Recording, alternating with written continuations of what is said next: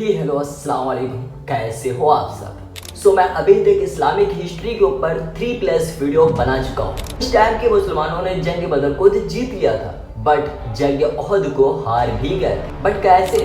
आज तक वीडियो जंग ओहद, लेकिन डिस्क्रिप्शन मक्का के लोगों का कैप्टन अबू सुफियान जब जंग ओहद को कम्प्लीटली जीत लिया था, इस जीत की वजह से वो फुल कॉन्फिडेंस में आ गया था कि अब मुसलमानों को मरना होगा, मुसलमानों को हमें खत्म करना होगा, इन्हें जीने का कोई हक नहीं। ऐसा वो सोचने लगा था।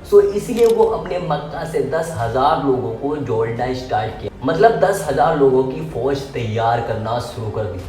एंड इसके बारे में जब आप सल्लल्लाहु अलैहि वसल्लम को पता चला कि हमारे दुश्मन या काफिर 10,000 से प्लस लोगों की फौज जमा कर रहे हैं हमें खत्म करने के लिए। एक और बात, अगर उस टाइम देखा जाता तो मदीना की कुल आबादी भी 10,000 की नहीं थी, बल्कि दुश्मन 10,000 की फौज जमा कर रहे थे। तो जब आप सल्लल्लाहु अलैहि वसल्लम को ये बात पता चली कि 10,000 लोग हमें मारने के लिए आ रहे हैं, जब आप सल्लल्लाहु अलैहि वसल्लम को पता चला कि अबू सुफियान 10,000 लोग की फौज जमा कर रहा है हमें खत्म करने, तो आप सल्लल्लाहु अलैहि वसल्लम ने मदीना में एक बहुत ही अर्जेंट मीटिंग रखी, जिसमें बहुत सारे लोग आए और सभी को ये अच्छे से पता था कि हम डायरेक्ट मुकाबला काफिरों से नहीं कर सकते, मतलब हम आमने सामने टक्कर या फिर आमने सामने लड़ाई हम मक्का वालों से नहीं जीत सकते, क्योंकि वो लोग 10,000 है, हमारी कुल आबादी भी 10,000 की नहीं। और इसलिए सभी ने सोचा हमें कुछ अलग ही दिमाग लगाना पड़ेगा। और उस मीटिंग में फॉरेन के नेशनल सलमान अय्यूबी भी बैठे हुए थे। उन्होंने एक सलाह दी या फिर कहें एक आइडिया दी कि मक्का वैसे भी चारों तरफ पहाड़ों से घिरा हुआ है, बस एक साइड को छोड़कर, तो हमें बस उस साइड को कवर करना होगा, एक ऐसा खंदक बनाना होगा जिससे काफिर पार ना कर सके। इसी आइडिया या फिर इसी खंदक को बनाने में लोग लग गए और सभी सहाबियों को एक टास्क दिया गया और सभी सहाबी अपना टास्क मैंने से कंप्लीट किया, मतलब कंप्लीटली वो खंदक बन गया। नो कंप्लीट नहीं, उस खंदक को खोदने में एक पत्थर आड़े आ रहा था जो फूटने का नाम ही नहीं ले रहा था। जब सहाबी इसे नहीं फोड़ पाए तो वो आप सल्लल्लाहु अलैहि वसल्लम से कहे, और आप सल्लल्लाहु अलैहि वसल्लम ने जब उस पत्थर पर पहली बार मारा तो उन्होंने कहा कि श्याम सीरिया ये सब हमारा है, एंड यहाँ इस्लाम का परचम ले रहेगा। एंड हम इसी तरीके से आप सल्लल्लाहु अलैहि वसल्लम का सपना कह सकते हैं। और जब दूसरी बार आप सल्लल्लाहु अलैहि वसल्लम उस पत्थर को जोर से मारते हैं तो वो कहते हैं कि ईरान भी हमारा है, ईरान पे भी इस्लाम का परचम ले रहेगा।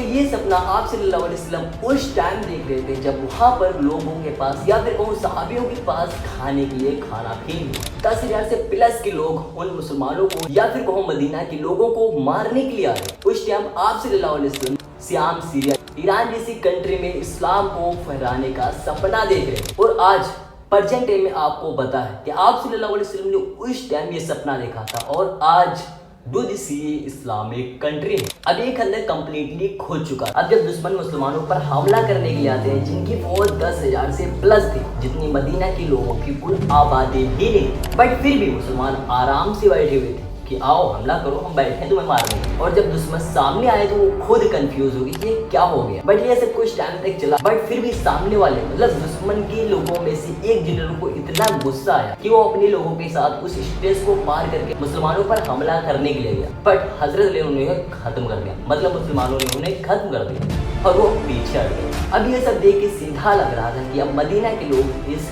जंग को जीत जाएंगे। बट कहा जाता है ना कि वक्त रुकता नहीं, वक्त ने अपना करवट बदला और अबू सुफियान ने अपने दिमाग के घोड़े दौड़ाए। अबू सुफियान अपने लोगों से कहते हैं हम ऐसे तो मुसलमानों को हरा नहीं सकते, बट अगर हम मदीने में रहने वाले यहूदियों को अपनी बातों में फंसा ले या फिर को अपनी चाल में उलझा दे तो हमारा कुछ हो सकता है, या फिर यूं को इस जंग को हम जीत सकते हैं। अबू सुफियान की टीम में से कुछ लोग किसी तरीके से यहूदियों तक पहुंचे और उन्हें अपनी बातों में उलझाने लगे। वही यहूदी जो मुसलमानों से अग्रीमेंट किए थे कि हम बीच में नहीं आएंगे, इस सब एग्रीमेंट को तोड़कर अबू सुफियान की टीम के लोगों की बातों में आ जाता है और उनकी बातों को मान लेता है। और यहूदी सभी अग्रीमेंट को तोड़कर मुसलमानों के घरों पर अटैक कर देते हैं, बच्चों के ऊपर अटैक करते हैं, उनके घरों के ऊपर अटैक करते हैं।